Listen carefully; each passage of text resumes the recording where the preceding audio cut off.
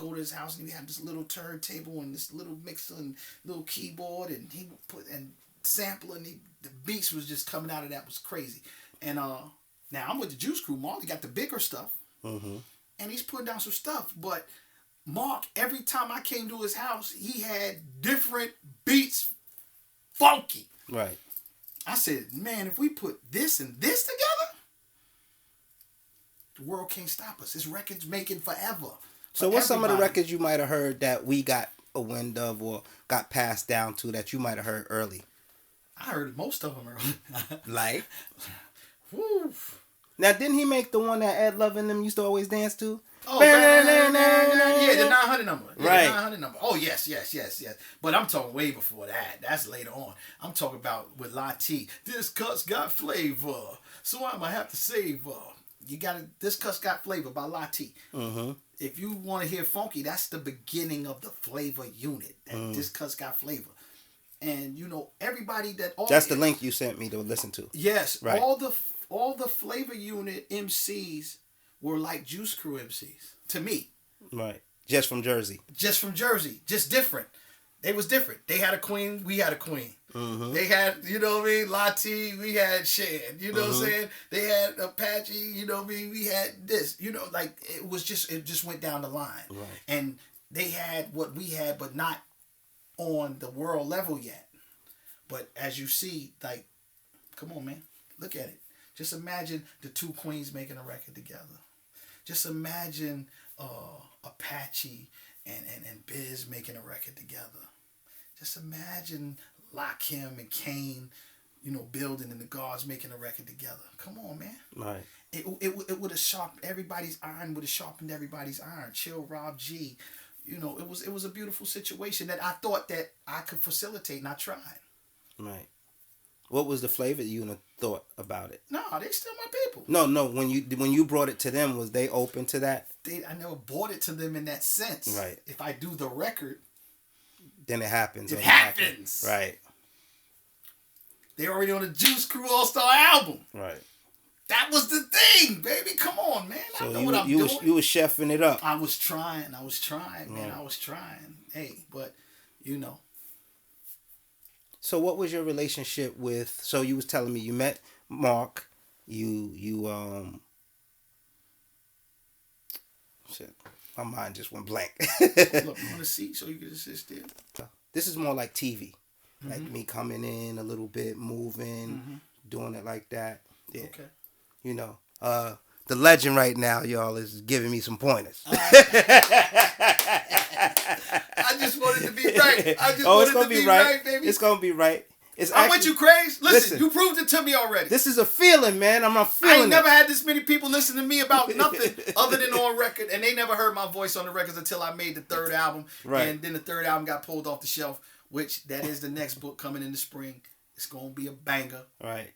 The whole story, nothing but the story. Yeah, I'm going back to my origins of holding the camera and doing the interview. I'm taking it off the tripod. Anybody that follow me knows how I gave it up and how I became successful by this very style right here is what I created and built my name off of. So we going back to the origins. Hey, you know, back to the top, right. Baby. Right. So what was your relationship back then in the I guess the early '80s, late '80s with Naughty? Because they was called New Style. You knew them as New Style, right? Yes. I mean, my cousin introduced me to them. I was hanging in East Orange at the time, Illtown, New Jersey, and he introduced me to Tretch first, and then I got in touch with Vinny, and then you know everybody else, and KG, and like, but Mufi wasn't part of the group, but he was another guy that hung around and did beats, and like. Now, what's his name? Mufi. They had a whole little.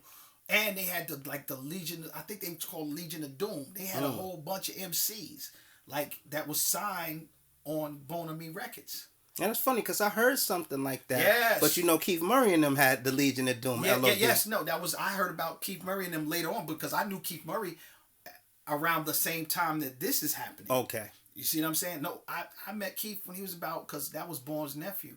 So I met Keith Murray probably maybe 88. Okay. He was about 15 years old. Yeah. The tape. We got the tape. It's a true story. He was at the house with Kane, and Bourne got him to rhyme. Hold up, somebody! Tell me that story. That's a live tape. What happened? We was at. Wasn't he supposed to be like battling? Nah, he wasn't battling, but he was. Keith was battling a lot of people at the time, and he was actually nice.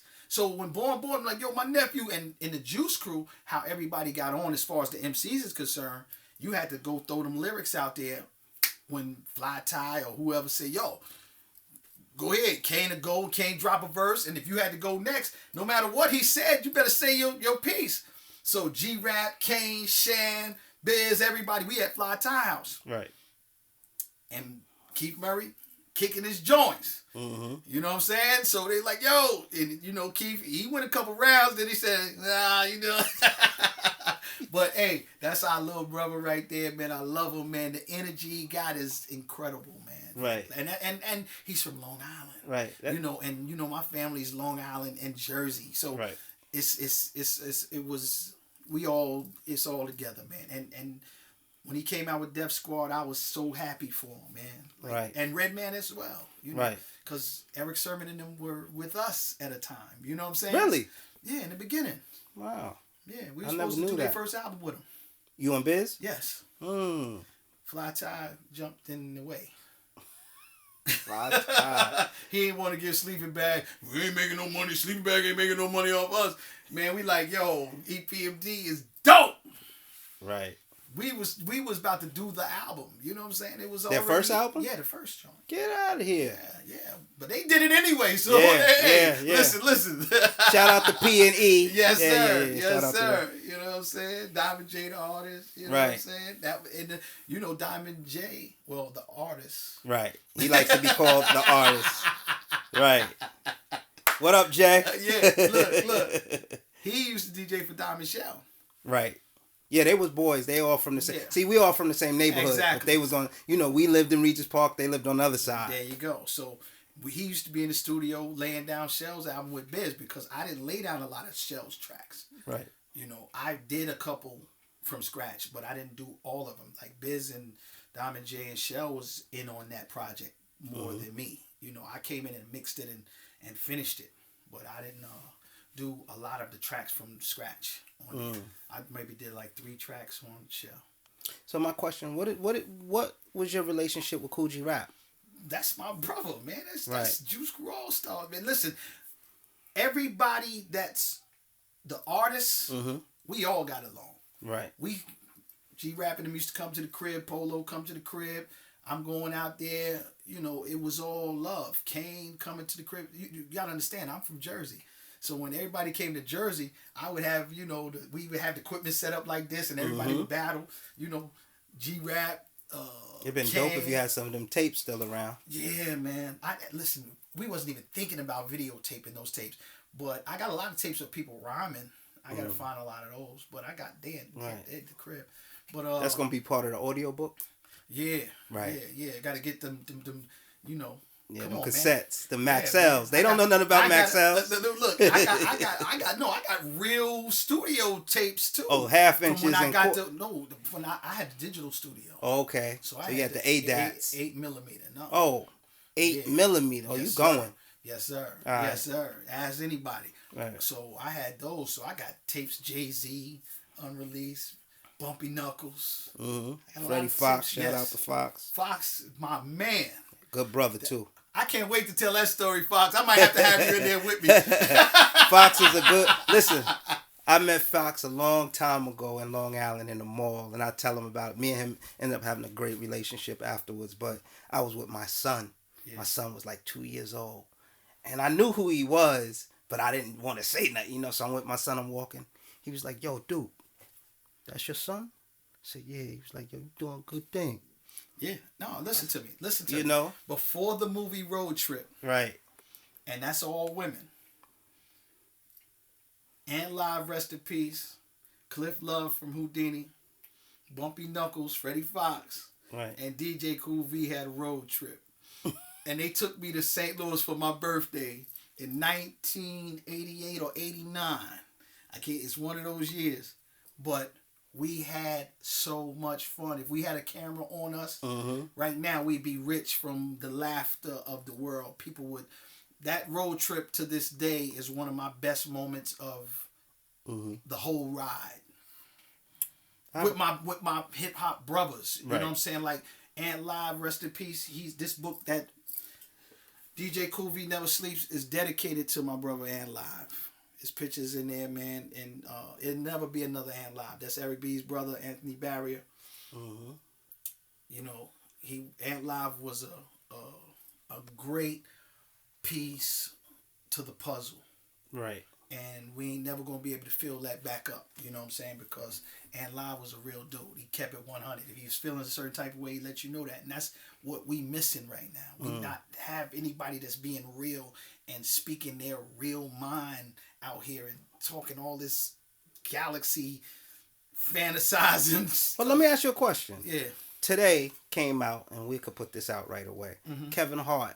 Did you hear about the whole thing with the Oscars? I heard about some of it. I heard about it. Do you know the backstory of that? I heard it. He stepped down because they wanted him to apologize about something old. Right, but he had already made an apology for it. He already addressed it, and he moved on from it. Yeah. And so, what do you think? Where do you think we at now with people speaking their truth? Life is short. I don't care how long you live. You're going to be dead. Numbers that ain't even made yet. Right. And if you can't find it in your heart to forgive people that are honestly trying to be forgiven, something's wrong with you.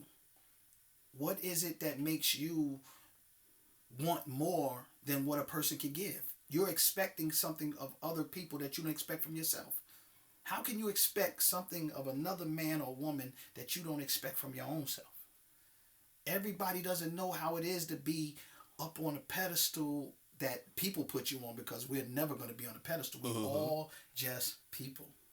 And when you start thinking people are above peopleism or being a person, right? Life is, that's what it's not about, man. It's about, if a person is genuinely remorseful about something they did a long time ago, I don't care how long it takes. At some point, they should be forgiven. Right. You know, that's what jail time is about.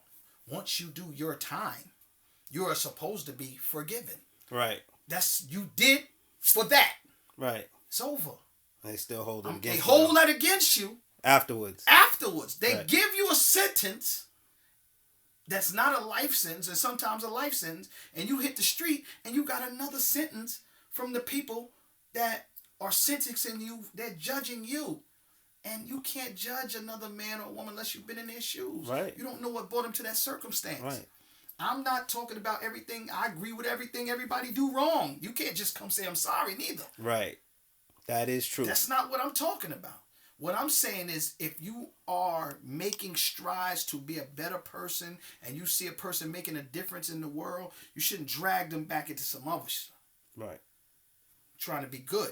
Well, we have a problem. We have, a lot of people have a God complex, meaning that they, they want to have the final say, or they want to dictate where you get or where you go. I think it's just, we all have access to be heard now. Mm-hmm. It's social media. Right. So everybody speaks their piece, and when somebody hears a million people say something, they feel that they got to do what the million people say. Right. That don't mean because a million people said something that it's right. Right.